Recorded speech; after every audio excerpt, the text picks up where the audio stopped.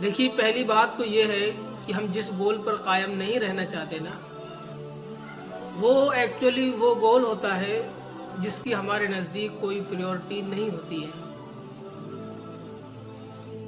तो हम अपनी ज़िंदगी में प्रायोरिटीज़ को पहले सेट करें। जिसके नज़दीक ये प्रायोरिटी है कि मैं सुबह में दुकान 8 बजे खोलूँगा तो ग्राहक ज़्यादा आएंगे, तो बुखार की हालत में भी उससे उसका गोल छूटेगा नहीं, क्योंकि उसके जहन में प्रायोरिटी है।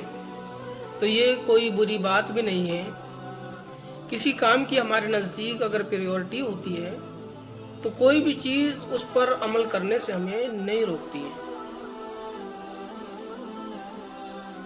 तो देखिए, अगर हम किसी गोल को पूरा नहीं कर पाते हैं तो उसके लिए सबसे पहले अपने दिल में झांकें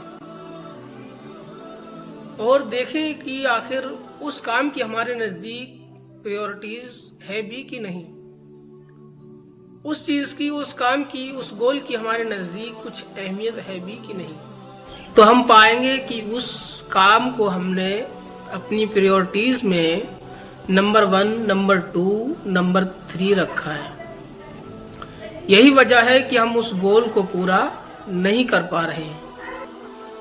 मसलन आपको अपने मामू की इयादत करने जाना है और आप एक क्लिनिक चलाते हैं, तो आपने यूँ कहा कि मेरे पास मरीजों की भीड़ बहुत ज़्यादा रहती है, इसी वजह से मुझे मामू की इयादत के लिए नहीं जा मिला है।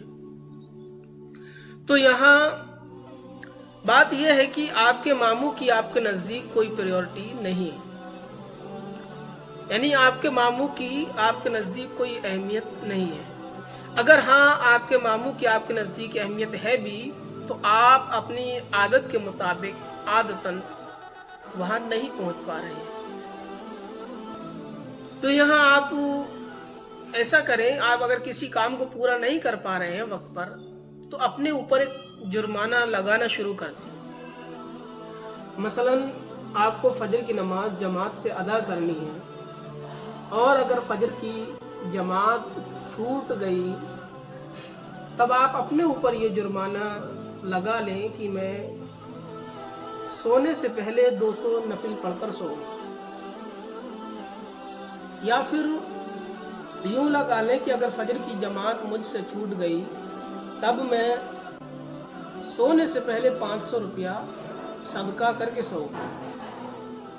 तो आपका भारी खर्चा भी होगा और 200 नफिल अगर पढ़ेंगे तब भी आप पर मेहनत ज़्यादा होगी, तो आप उस काम को छोड़ेंगे नहीं और 4-5 दिन आपको मुश्किल पैदा होगी। फिर आपकी आदत ऐसी बन जाएगी कि उस काम को अपने वक्त पर आप पूरा कर लेंगे।